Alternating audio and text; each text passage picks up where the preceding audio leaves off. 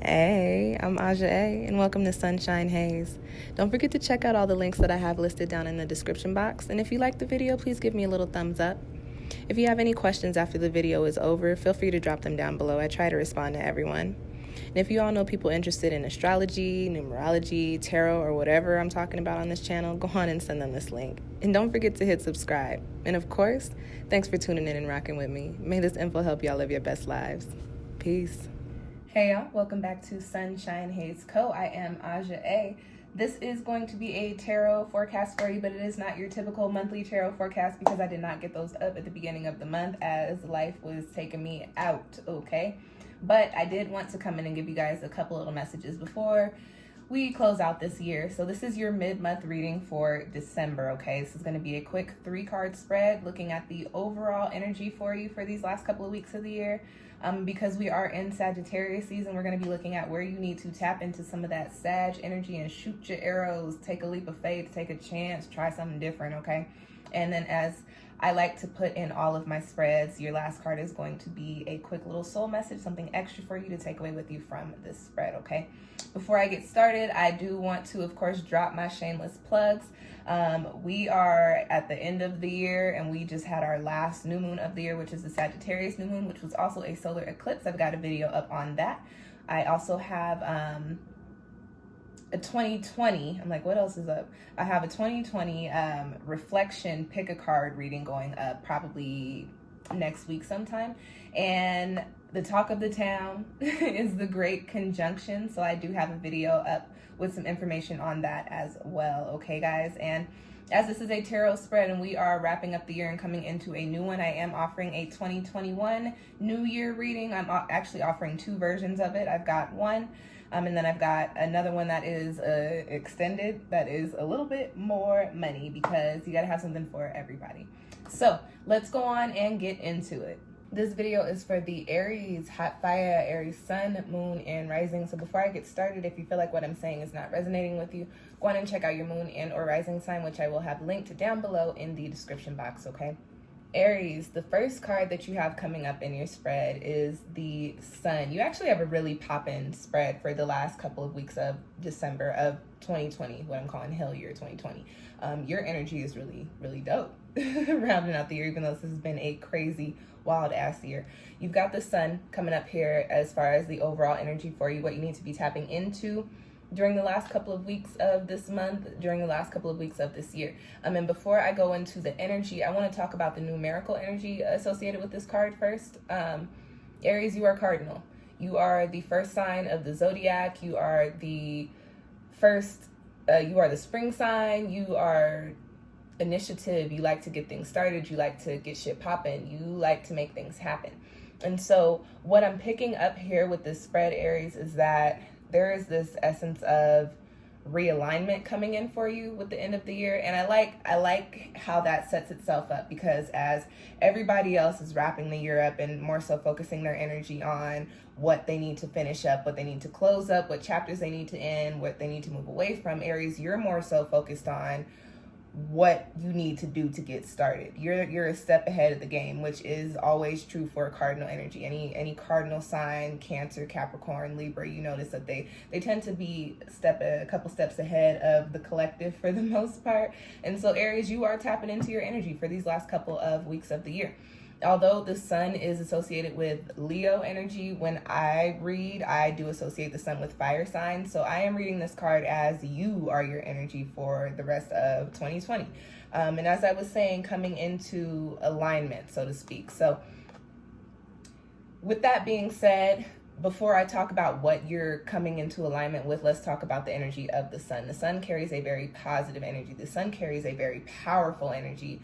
And the sun is, the best way that I can put it is the sun's energy is larger than life. And Aries, the only people that could compete with Leo for that energy, I would say, would probably be you and your sister sign Sagittarius. Y'all are fire. Y'all embody that, okay? So what I get here for the month of, not the whole month, because I did not give y'all readings at the beginning of the month, but what I get for the last couple of weeks of the year for you, Aries, is that you need to be focusing your energy on what it is that you need. I get the sense that a lot of you have some major changes, some major shifts, some major transformation happening.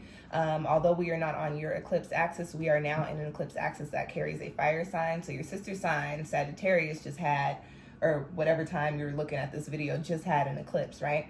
And it's a solar eclipse. And so that's what's phasing in, what's coming in for us. What is the sun shining light down on? Okay, what's being illuminated for us, okay? And for you, Aries, it is what works for you, what you need, what you want, what you desire. I also associate the sun with solar plexus energy. So that's just going to further confirm what I was saying about needing to put your focus and your energy and your intentions and everything that you got going, you need to put it on you. I know people talk about you guys all the time, and this is considered one of your negative traits when you're operating within your shadow self. They say that Aries is selfish, and I mean, yeah, you are. Whatever, it's cool. You know, we all got our things about us, but there are times when it is actually beneficial to be selfish as opposed to putting your energy into the things around you. Aries, the last couple of weeks of the year, I think you should actually be putting into yourself. It's okay if, you know, people are asking you for help and you don't feel like helping, don't feel bad. The thing is, people always figure things out. So don't think that you are the end all be all when it comes to people's problems, when it comes to providing for other people, when it comes to, you know, getting things done. If you're not going to do it and it has to be done, somebody else will do it. They might complain, they might say whatever. Right now is me time for you, Aries, okay? The next card that you have coming up in your spread is in the position of where you actually need to tap into your sister sign's energy, Sagittarius, because we just had this Sagittarius solar eclipse. And shoot your arrows. What actions do you need to be taking during the last couple weeks of the year? And you've got the 7 of air, the 7 of swords. And so the sword suit is the air element, and when I talk about swords, when I think about the swords, when I think about the air element, I think about the mental, the perspective, the way that you're looking at things, the way that you're processing things, and also your headspace. And with this 7 of air card popping up here, especially coming up after this card that's carrying this energy of realignment with the self, with your highest good, I guess is the best way to put it, Aries. I get that you need to be putting some effort into finding your zen, clearing your headspace. This was a crazy year. This was a wild year. Every single person on this earth has some sort of story about how 2020 affected them and took them out at some point in the year. You are not alone. We are all there. With that being said, just because everybody was going through it doesn't mean that minimizes your situation, Aries. You carried around some tough shit this year. It is what it is. You need to take the last couple of weeks of December to clear your head, to clear your mental. This is a card, reading with this Dreams of Gaia deck. This card talks about faith. It talks about spiritual enlightenment, and it talks about, finding peace.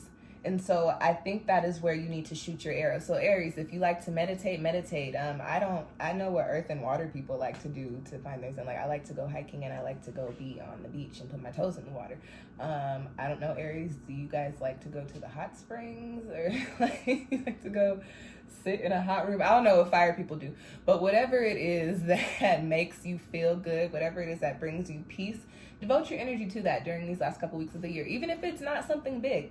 Even if it's not, I'm going to go take a weekend retreat and have the whole 3 days to myself for me time. Even if it's literally, I'm going to sit down and I'm going to lock myself in a room away from everybody for 2 hours, and I am going to listen to my favorite album on repeat. If that's what makes you feel good, Aries, that's what you need to be doing. That is where you need to be shooting your arrow during the last couple of weeks of December into this 7 of air, finding your zen, finding your peace, clearing your head, getting your mental intact so that, like I said, you can realign with what's best for your highest good, realign with what's best for the self, realign with what's going to get that solar plexus popping, okay? Last card that I've got for you, Aries, in your spread is in the position of the soul message. And you've got a very positive card here. You've got the 3 of water.